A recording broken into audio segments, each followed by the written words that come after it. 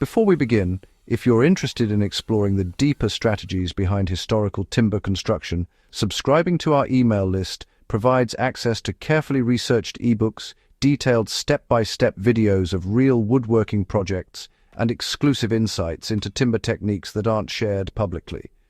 This is for serious enthusiasts who want to move beyond surface-level carpentry knowledge and understand how wood was truly worked and preserved over centuries. The most overlooked factor in old timber buildings is not strength, but time itself. It's easy to assume that the faster a building goes up, the sooner it will serve its purpose. Modern construction often prizes speed, faster assembly, pre-cut components, and compressed schedules.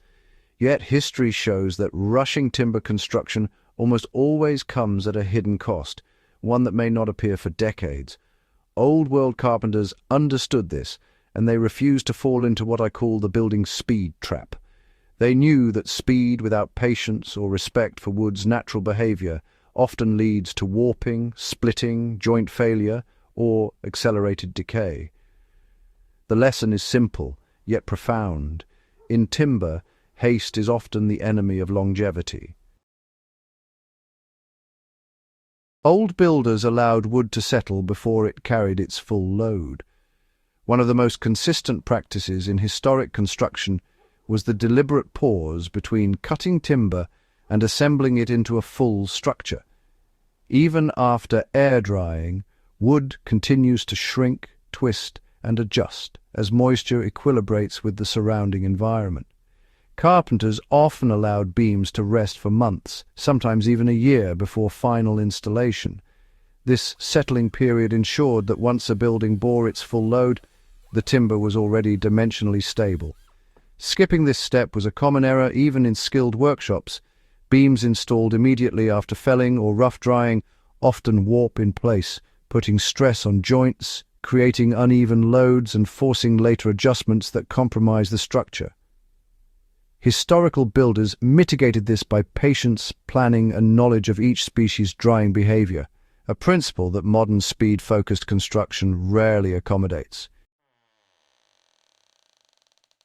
They understood that joints need space to breathe, not just fit. Traditional mortise and tenon joints, lap joints, and scarf joints were designed with movement in mind. Rather than cutting wood to the exact final dimensions, carpenters often left joints slightly loose or tapered to accommodate seasonal expansion and contraction. Tight joints that seem perfect during assembly can, over years, become pressure points that split beams or open cracks in walls. By contrast, a slightly forgiving joint moves with the wood, disperses stress evenly, and prolongs the life of the structure. Some historic builders even incorporated small gaps or channels into the design to allow moisture to escape. A seemingly minor detail, these allowances reduced water accumulation, limited fungal growth, and minimized long-term decay. These are subtle rules that are often invisible in surviving structures, but explain why so many old timber buildings remain sound after centuries. They chose timber not only for strength, but for predictable behavior. Speed often tempts builders to use any available wood, ignoring species differences or grain orientation. Old-world carpenters, however, were deliberate. Heartwood was favoured for sills and posts because it shrinks less and resists rot. Sapwood was reserved for secondary members or areas where flexibility mattered more than durability. Knots, irregular grain, and tension wood were avoided in critical structural locations, while straight, even-grained sections bore the heaviest loads. Different species respond differently to moisture, sun exposure, and soil contact. Oak contains tannins that resist fungal decay, pine has resins that deter insects, and chestnut combines both resilience and flexibility. Using the wrong species in the wrong location often led to early failures, a cost old builders avoided through careful selection and experience, not through chemical treatment or engineered replacements. They accounted for environmental exposure in every design decision. Another overlooked practice was the deliberate design of timber orientation, ventilation, and drainage. Beams were often raised above ground on stone or brick bases, roof timbers were angled to shed rain, and overhangs were extended to reduce direct water contact. Even interior timbers were positioned to allow airflow, limiting moisture accumulation while preventing excessive drying that could cause cracking. The understanding of microclimates, how shade, sun and wind interact with timber, was as important as material choice. Poor exposure could accelerate decay in even the most durable species. By designing with environment in mind, historic carpenters ensured that each beam endured seasonal extremes without compromising the whole structure. Modern speed-oriented projects often overlook these subtleties, leaving timber vulnerable over time. They recognized the long-term consequences of rushed assembly. In historical workshops, there was a clear understanding that haste often creates hidden problems. A beam might appear to fit perfectly when dry, but if installed immediately, it could twist as moisture redistributes, stressing joints and displacing walls.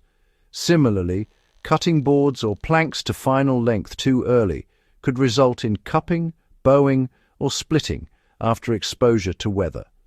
Experienced carpenters mitigated these risks through staged construction, spacing work over weeks or months, and deliberately letting timber adjust before applying full structural loads.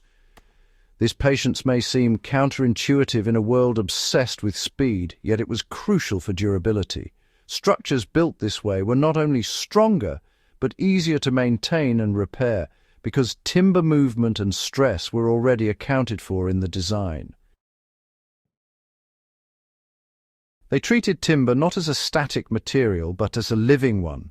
The essence of avoiding the speed trap lies in this understanding. Wood is never static. It responds to moisture, temperature, load, and time.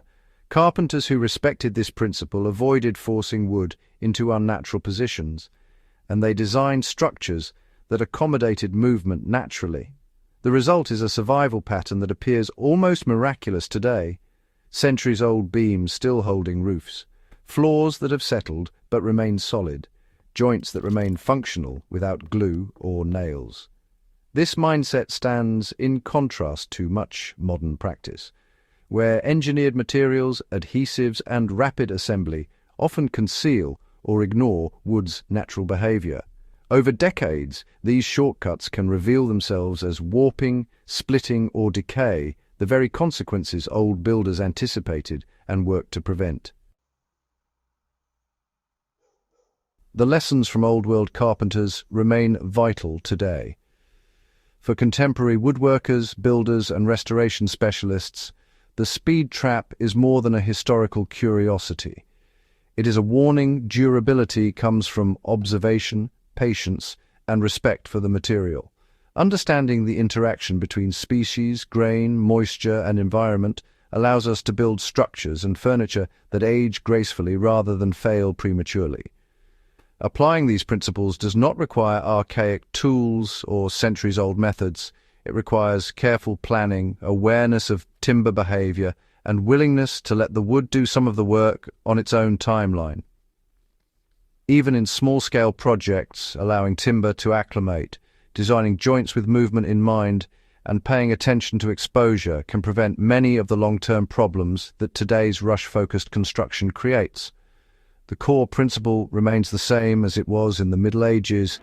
Patience and knowledge extend the life of wood far beyond what raw strength alone can achieve. In conclusion, old-world carpenters refused to fall into the building speed trap because they understood wood as a living material with time-dependent behavior. Their methods, deliberate drying, careful joint design, species selection, environmental consideration, and staged construction allowed structures to endure storms, humidity shifts, and centuries of use.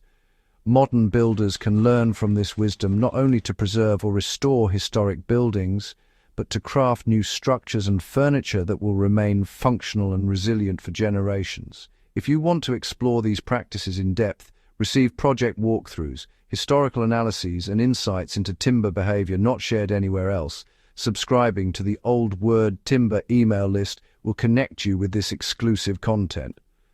Understanding the old methods reminds us that in woodworking, haste may deliver speed, but patience delivers longevity, a lesson centuries in the making.